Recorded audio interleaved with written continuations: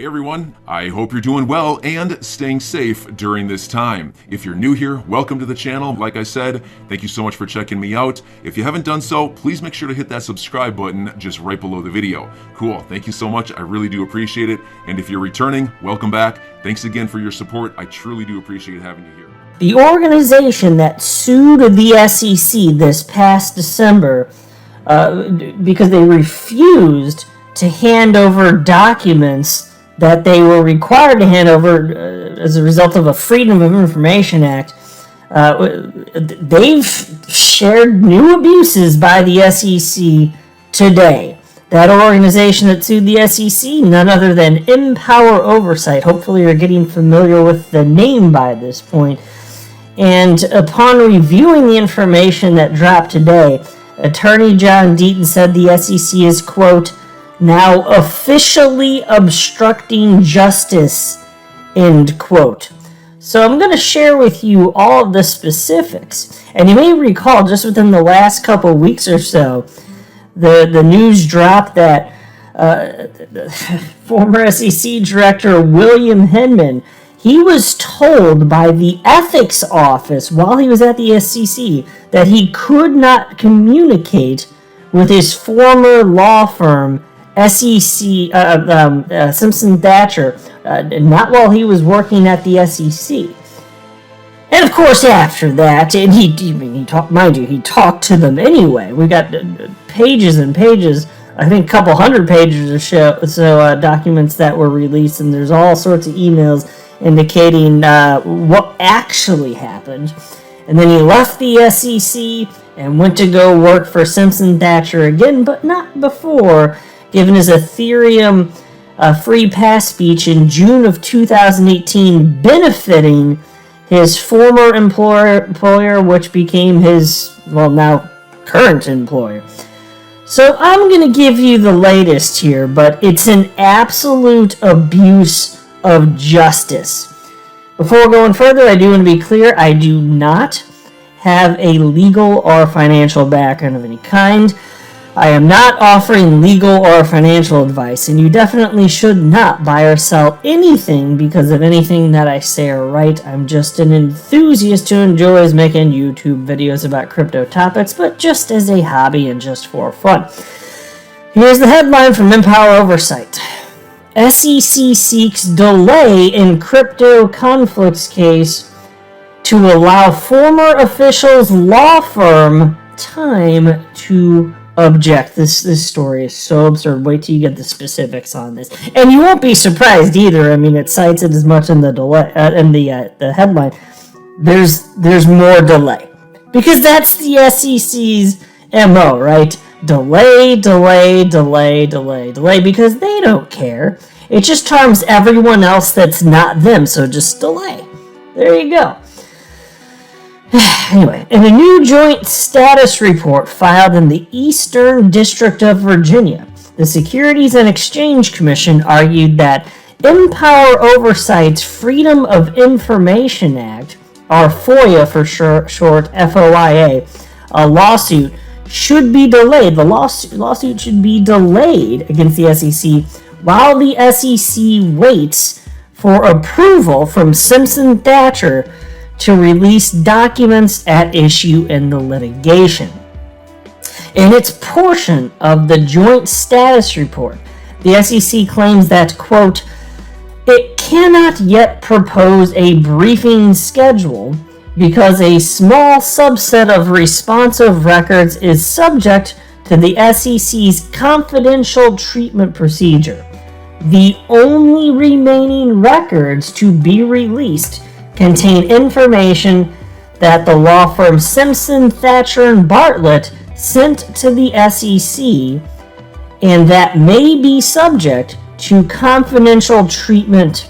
And let me just pause there to note, when they state that we're only waiting on that information that came from William Hinman's now current law firm, Simpson Thacher, when they state that's all they're waiting on, that is a blatant lie.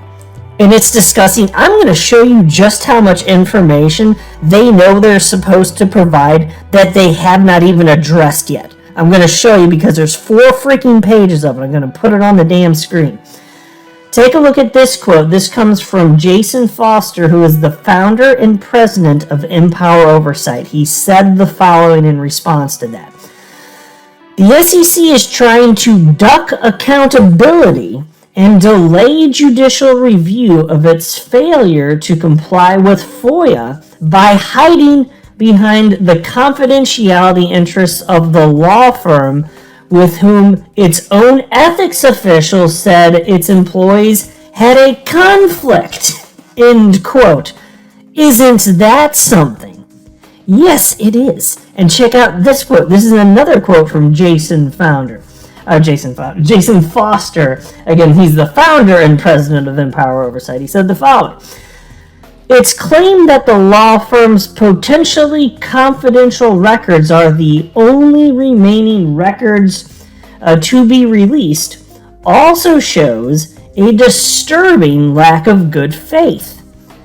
At the SEC's request, Empower Oversight provided the names of people related to entities in its FOIA request on February 18th to aid in the SEC search. Yet, contrary to its previous commitment, the SEC appears to have made no efforts to search for and produce records relating to those individuals. And so that is what I was talking about. And I'm going to pull it up in just a second. And again, there's 4 pages. And they're stating here, well, the only thing we're waiting on is this stuff from Simpson Thatcher. Back the hell up right there. You shut your damn mouth, you're going to be talking a fool like that. No, there's 4 pages of stuff that you haven't addressed. It's complete and utter nonsense. And so upon reading this, I tweeted out the following this afternoon. Absolutely astonishing from the SEC, but exactly the type of behavior we've come to expect. The SEC has destroyed trust with the public it is supposed to serve. And then there was this. So this is how I got this list. This came from Jason Foster, again, running Empower Oversight. He said, this is the list of names to search that we provided at the SEC's request more than 2 months ago. Folks, it's been over 2 months. Not only have they not gotten back after over 2 months, they're pretending that they don't even have to do this. That's not how FOIA works, son. Like, it's Freedom of Information Act. Like, what they're doing, like, I don't know how it could possibly be legal. I mean, they're trying to walk a fine line. I'd say they've gone over it by just refusing to give over this information. They clearly don't want to, but they're going to have to. This can only go on for so long. They're legally required to address this. That's how it works in the United States, folks. And thankfully, that is indeed the case. Here's the document that he shared. And we're not going to read it. It's mostly just a bunch of names. But you can see as I scroll through it, they're just pretending that this doesn't exist. And again, Empower Oversight, they handed this over to make the search easier. All they have to do is plug the names in. Do they know how computers work today? Because literally just plug it in. It's a search field. Have you used Google before? That's a search field. Use it in your damn system. Of course you have it. You're the SEC. Don't pretend like you don't. And there's a bunch of names in here that will not surprise you. A lot of them have to do with the Ethereum Alliance. And so in response to that, Attorney John Deaton wrote the following. Why won't the SEC answer Empower Oversight's FOIA responsively? It doesn't take long to see if you have emails from the individuals requested. The truth will eventually come out. Now pause to think about the truth of this. So if you were looking at the screen, you saw it means a fair bit of names. It's 4 pages of names. Single space, though. You know, it's not like there's paragraphs of names for 4 pages. But how long would it take you to copy and paste each of those names and put it into a search field? You could try this test yourself, basically. See how long that pulls up, and then think, okay, imagine that there's results for some or all of them, a lot of them, whatever it ends up being. And they're like, oh, here is the data. Copy that data. And then you just send it over. How long does that take? Like a small portion of an afternoon, a tiny portion of an afternoon. This doesn't take a lot of time, folks. This is completely unacceptable. And then John Deaton tweeted out the following.